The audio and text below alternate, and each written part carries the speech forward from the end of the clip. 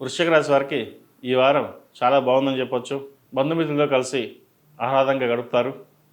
అయితే ఈ ఆనందం ఎంతో కాలం ఉండదు. ఎందుకంటే మీరు మంచిగా వెళ్తే చెడు ఎదురవుతుంది. ఒక మంచి పని చేద్దాం అనుకుంటారు, దాని వెనక్కి లాగేవారు ఎక్కువ మంది ఉంటారు. కాబట్టి బంధు విషయంలో జాగ్రత్తలు మీకు మీరుగానే తీసుకోవాలి. మీ తెలివితేటలు ఉపయోగించి అందరినీ ఒక తాటికి తీసుకురావడానికి ప్రయత్నం చేస్తారు. అది ఫలిస్తుంది కూడా. దానివలన కొంత మెంటల్గా స్ట్రెస్ అయ్యే అవకాశం గోచరిస్తుంది. థైరాయిడ్ సంబంధించి, షుగర్కి సంబంధించి కొన్ని జాగ్రత్తలు తీసుకోవాలి.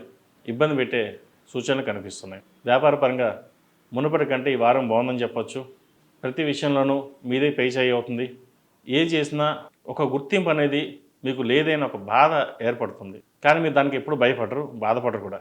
ఏం చేసినా పరమేశ్వరార్పణస్తు, పరమేశ్వరుడే చూసుకుంటాడు, మన పని మనం చేద్దాం, నలుగురిని కలుపును పోదాం అనే మీ ధోరణి ఏదైతే ఉందో అదే మిమ్మల్ని శ్రీరామ రక్షగా కాపాడుతుంది. విద్యార్థులకు విద్యాపరంగా బాగుంటుంది. స్ట్రెస్ ఎక్కువ లేకుండా చదువుకోవడం చెప్పదగినది.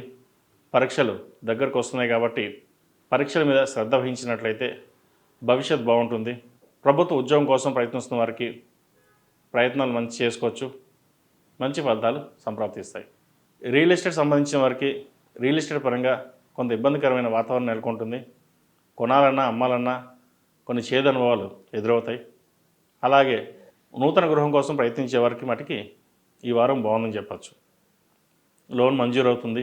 ఈ విషయాన్ని నలుగురిలో పంచుకోవాలని ఆతృత ఎక్కువగా ఉన్నా కూడా బంధుఘోష కావచ్చు, నరదిష్టి కావచ్చు, చెప్పలేని పరిస్థితి గోచరిస్తుంది. అలాగే కుటుంబ సభ్యులలో ఒకరికి ఆరోగ్యపరంగా ఇబ్బందులు తలెత్తే అవకాశం గోచరిస్తుంది. ప్రతి విషయాన్ని క్షుణ్ణంగా ఆలోచించి ముందుకు వెళ్ళడం చెప్పదగినది. అలాగే సోదరీమణులతో చిన్నపాటి విభేదాలు వచ్చే అవకాశం గోచరిస్తోంది. మీరు ఎంత ప్రయత్నించినా మీదే తప్పు అనే ధోరణికి వస్తారు. వాటి విషయంలో కొన్ని జాగ్రత్తలు తీసుకొని ముందుకు వెళ్ళడం చెప్పదగిన విషయం. అలాగే వివాహం కాని వారికి వివాహ ప్రయత్నాలు ముమ్మరం చేయండి. ఇప్పుడు ప్రారంభిస్తే ఫిబ్రవరి మార్చిలో సంబంధం కుదురుతుంది. అలాగే సంతానం కోసం ప్రయత్నిస్తున్న వారికి సుబ్రహ్మణ్య అష్టకం చదవడం, 11 మంగళవారాలు సుబ్రహ్మణ్య స్వామికి అభిషేకాలు చేయించండి. ఎందుకంటే సంతానపరంగా లేట్ అయి ఉండొచ్చు.